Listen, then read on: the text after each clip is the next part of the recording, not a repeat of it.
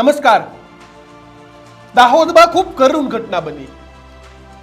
RSS અને વિશ્વ હિન્દુ પરિષદ સાથે જોડાયેલો વ્યક્તિ દુષ્કર્મ અને હત્યા સુધી પહોંચી જાય, પોલીસને ગુમરાહ કરી નાખે, છતાં પણ ભારતીય જનતા પાર્ટીના નેતાઓ ગોળ ગોળ જવાબ આપે. રાહુલ ગાંધીએ વિદેશમાં નિવેદન કર્યું હતું, ગુજરાતભરમાં વિરોધની પ્રેસ કોન્ફરન્સ મોટા ઉપાડે રખાઈ. જગદીશ વિશ્વકર્મા, મયંક નાયક અને રાખવી જ જોઈએ ભાઈ, આ તમારો પર્સનલી વિચારધારાનો માણસ છે. અને રાહુલ ગાંધીના નિવેદનથી જગદીશ વિશ્વકર્મા, મયંક નાયક તે ખુદ નરેન્દ્ર મોદીને વાંધો હોય ને તો મને તો એક ટકોય નથી ભાઈ. પણ મારે વાત કરવી છે ગુજરાતની દીકરીની, કે એ ગુજરાતની 6 વર્ષની દીકરીની શું ભૂલ હતી?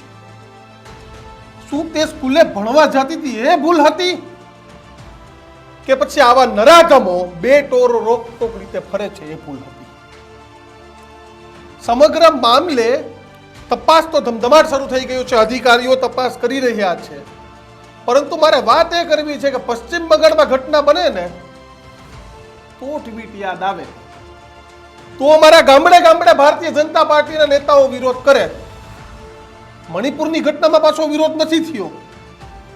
અને હવે આપણા ગુજરાતના દાહોદમાં, કે જે ગાંધીનગરથી માંડ 200, 250, 300 કિલોમીટર થતું હશે, આ દાહોદમાં 6 વર્ષની દીકરી પર અત્યાચાર થાય, તેની હત્યા થાય, અને તે પણ વિશ્વ હિન્દુ પરિષદ સાથે જોડાયેલો માણસ.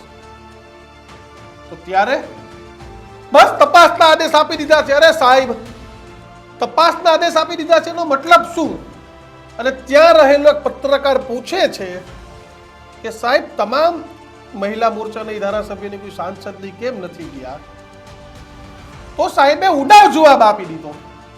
કેમ સાહેબ, રાહુલ ગાંધી મામલે તમે મોટા ઉપાડે આવી ગયા, જાહેરાત કરો છો, પત્રકાર પરિષદ કરો છો, વિરોધ કરો છો. હું એવું નથી કહેતો કે તમે વિરોધ કરવા નીકળો, પણ થોડીક શરમ હોય ને, થોડીક શરમ તો કેવું હતું કે હા, અમારા મહિલા મોરચાના નેતાઓ નથી ગયા, અમારા ધારાસભ્યો નથી ગયા. કેમ? ત્યાં જાશો તો વિરોધ થશે એ બહુ ડર લાગે છે. તો સાહેબ, બે હાથ જોડીને મત માંગવાની હિંમત હોય ને તો બે હાથ જોડીને વિરોધનો સામનો કરવાની પણ હિંમત રાખવી જોઈએ. એક દિગ્ગજ નેતા ભાજપના એ કહ્યું હતું કે રાજધર્મ નિભાવવો જોઈએ, તો એમને રાજધર્મ નથી આવતું સાહેબ. તમારે રાજધર્મ નિભાવવો હોય ને તો ક્યાંક વિરોધનો સામનો પણ કરવો પડે. એટલે કરુણ ઘટના છે સાહેબ. ભારતીય જનતા પાર્ટીની ગુજરાત સરકાર પ્રોએક્ટિવ રીતે કામ કરી રહી છે. મને ભૂપેન્દ્રભાઈ પટેલની વડપણ હેઠળ જે પણ જગ્યાએ કોઈ પણ બનાવ, ગંભીર બનાવ બને છે, ખૂબ જ દુઃખદ ઘટના છે, અને કોઈ પણ કાળે આવી માનસિકતાવાળા વ્યક્તિને ચલાવી ના લેવાય, અને એ આરોપીને પકડી લેવામાં આવ્યો છે. એને પર જરાક કડક કાર્યવાહી પણ થશે. અને અગાઉ પણ એવા દાખલાઓ બન્યા છે કે જ્યારે આવી કૃત્ય ઘટનાઓ કરી છે ત્યારે ફાસ્ટ ટ્રેકની અંદર સરકારે આવા લોકોને કડક સજા પણ આપી છે. અને સરકાર કોઈ પણ વ્યક્તિને આવું કૃત્ય, આવી માનસિકતાવાળા વ્યક્તિને કોઈ પણ સમાજનો હોય એને છોડવા માંગતી નથી. મહિલા મોરચાના કોઈ નેતા પણ એ પરિવાર પાસે સાંત્વના આપવાના કોઈ ધારાસભ્ય રાજ્ય સરકાર પ્રોએક્ટિવ રીતે કોઈ પણ વ્યક્તિની તેના કડકમાં કડક કાર્યવાહી કરી છે, એ વ્યક્તિની ધરપકડ કરી છે, અને કોઈ પણ વ્યક્તિને ક્યારે પણ છોડશે નહીં. ભારતીય જનતા પાર્ટીની ગુજરાત સરકાર પ્રોએક્ટિવ રીતે કામ કરી રહી છે. મને ભૂપેન્દ્રભાઈ પટેલની વડપણ હેઠળ જે પણ જગ્યાએ કોઈ પણ બનાવ, ગંભીર બનાવ બને છે, ખૂબ જ દુઃખદ ઘટના છે, અને કોઈ પણ કાળે આવી માનસિકતાવાળા વ્યક્તિને ચલાવી ના લેવાય, અને એ આરોપીને પકડી લેવામાં આવ્યો છે. એને પર જરાક કડક કાર્યવાહી પણ થશે. અને અગાઉ પણ એવા દાખલાઓ બન્યા છે કે જ્યારે આવી કૃત્ય ઘટનાઓ કરી છે ત્યારે ફાસ્ટ ટ્રેકની અંદર સરકારે આવા લોકોને કડક સજા પણ આપી છે. અને સરકાર કોઈ પણ વ્યક્તિને આવું કૃત્ય, આવી માનસિકતાવાળા વ્યક્તિને કોઈ પણ સમાજનો હોય એને છોડવા માંગતી નથી. મહિલા મોરચાના કોઈ નેતા પણ એ પરિવાર પાસે સાંત્વના આપવાના કોઈ ધારાસભ્ય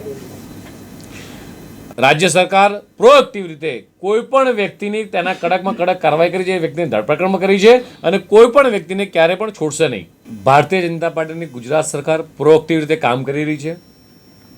મને ભૂપેન્દ્રભાઈ પટેલની વડપણ હેઠળ જે પણ જગ્યાએ કોઈ પણ બનાવ, ગંભીર બનાવ બને છે, ખૂબ જ દુઃખદ ઘટના છે, અને કોઈ પણ કાળે આવી માનસિકતાવાળા વ્યક્તિને ચલાવી ના લેવાય, અને એ આરોપીને પકડી લેવામાં આવ્યો છે.